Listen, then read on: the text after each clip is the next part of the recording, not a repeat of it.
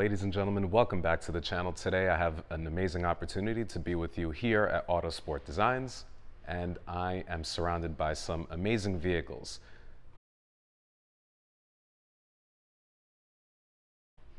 You can see and look around you that I'm surrounded by some amazing Porsches. We have a Speedster right here, and we have a Carrera, which is similar to mine, except it's got a convertible top. And right behind that, you have an amazing Land Rover, a Land Rover LR4. And of course, I have this amazing t-shirt that I really love that I wear in many of my videos, especially the ones where I'm driving Lamborghinis really fast. And I have some amazing opportunities to drive some great cars. So today, we're gonna look at a few amazing cars, including this R107 Mercedes. We're gonna look at this beautiful Aston Martin, and we're gonna take a look at some of the cars that they have in inventory, which will probably catch your attention if you take a visit here to Huntington Station, Long Island. Let's go around this parking lot, this basement, and look at some of the cars that they have in their beautiful facility here in plain sight in Long Island, New York. So let's go around. All right, ladies and gentlemen, so here is a product that I'm sure will make my mother proud. This is a 1966 Ford Mustang 2+2, 2+2 because you have these small seats in the back and you have the two seats in the front. Obviously, I'm sitting in the driver's seat.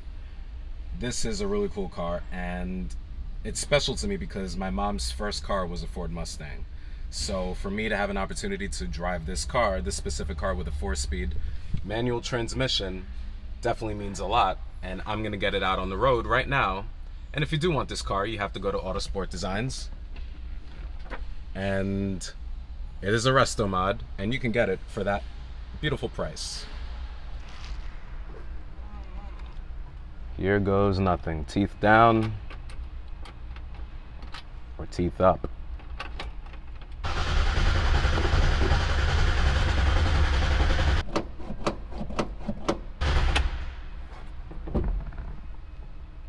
I need help.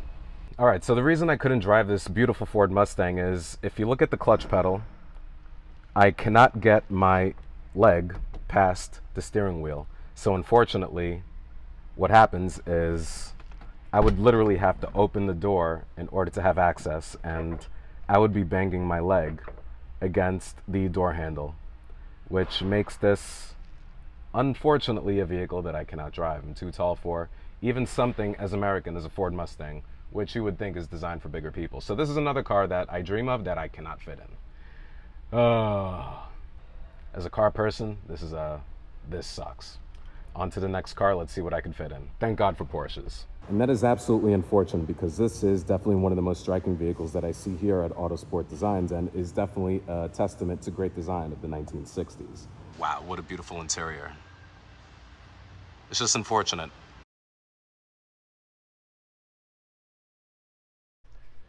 One of the cars that stands out to me the most, and a car that does really well for me on this channel, is the Land Rover Defender. Now, this is not the new Defender, the 90 or the 110 or the 130 that's coming out with the extended wheelbase.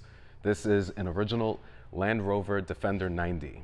What's special about the 90 is its heritage that harkens back to the original 88 series Land Rover from the 1950s and the 1960s.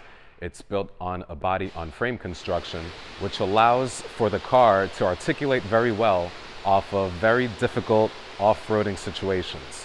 Meaning that if you take it off-road in places like Moab or places that have a steep incline, you will be able to take the car into places where you would normally not be able to take them with, say, your Lotus or your Porsche. The Land Rover is always a fan favorite, and I plan to drive one of these soon in the channel. So do yourself a favor and subscribe to my channel today so you can have the opportunity to drive this car and at least have the experience of me driving the car on the channel. Every car company goes through their dark years, and nothing is more evident than that than the company Aston Martin during the 1990s. Now, this specific example is an Aston Martin Virage Volante. And of course, we have the pipe leather seats and we have some amazing woodwork because that's what these British car companies are known for.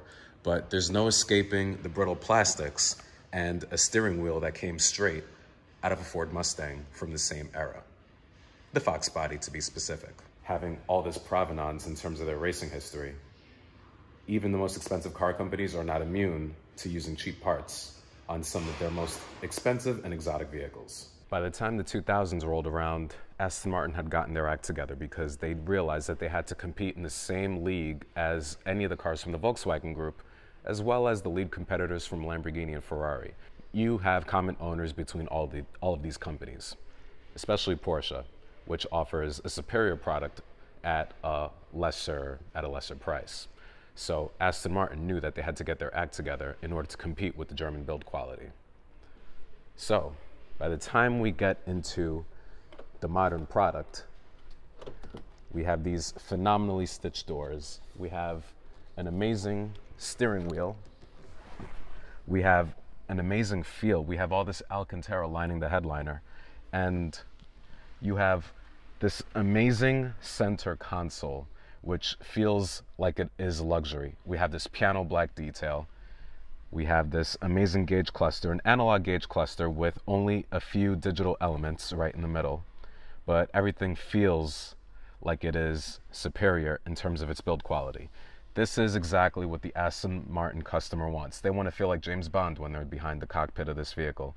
And of course, you have the theatrics. So you have the glass key that goes into the center console area.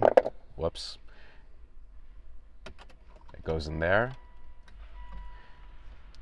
You have that key that lights up. Everything comes up. Let's get the key ignition out. To do that, all to say this: Aston Martin is definitely one of those car companies that definitely had to step their game up in order to compete with their rivals in Germany. And they certainly have done a phenomenal job in keeping up with the hand-built heritage that they're specifically known for.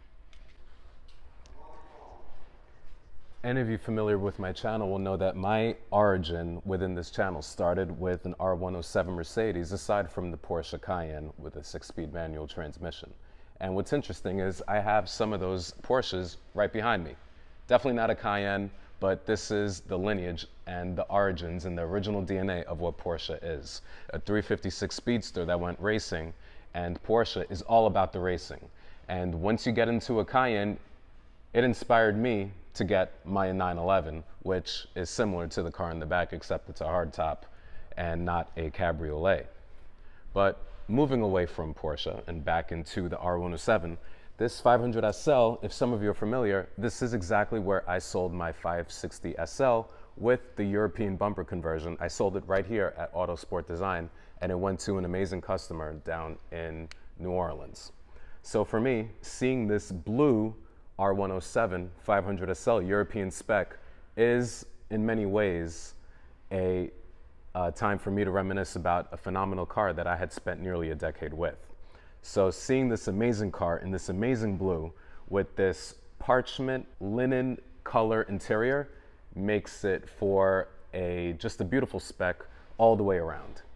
So anytime I see an R107, it brings back many fond memories that I had with a very great car. But when I look at some of these other Porsches, including this turbo in the foreground and this Carrera with a beautiful whale tail, and this non-spec, almost like a very plain Jane 57 Speedster, it just looks absolutely phenomenal right here in the shot. And being that it is almost 100% perfect, I don't see how it's not perfect. I mean, I went around this car many times over, and it is definitely one of the most beautiful speedsters that I have ever seen in this specific color. I've seen many speedsters, and some speedsters definitely stand out from others, especially the ones that have documented racing history. Those are the absolutely best speedsters because they have a story to tell. This speedster, I'm not entirely sure about its racing provenance, but it definitely is a phenomenal car that would definitely bring me a little bit closer into the 1950s. So seeing a phenomenal car in this phenomenal shape under these amazing lights doesn't get any better than that. The beautiful thing about Porsches is that I always fit, more than enough legroom, and enough room for me to extend my leg into the clutch pedal. It's like Porsche knew what they were designing in period in order to make this ergonomically one of the most pleasing cars in the world. And easy to read gauge cluster, amazing details with the horn button, and just everything's just very beautiful, very simple, very laid out. beautiful carpentry, beautiful leather workmanship, the simplicity, the level of simplicity with these seats and with this dashboard and everything else, there is a minimal chance of anything going wrong. And this car has definitely been driven, which is even right up my alley and even cooler. So yeah, I'm in love with the Speedster off the jump. Now, if you like some of the things that I had to say and this sort of became a Porsche video, please like, subscribe, and comment down below. And definitely thank you for watching. And if you want to see any of these cool cars, just take a trip to Autosport Designs. Tell them that I sent you. And they're in Huntington Station, Long Island. And I'll talk to you soon. Take care.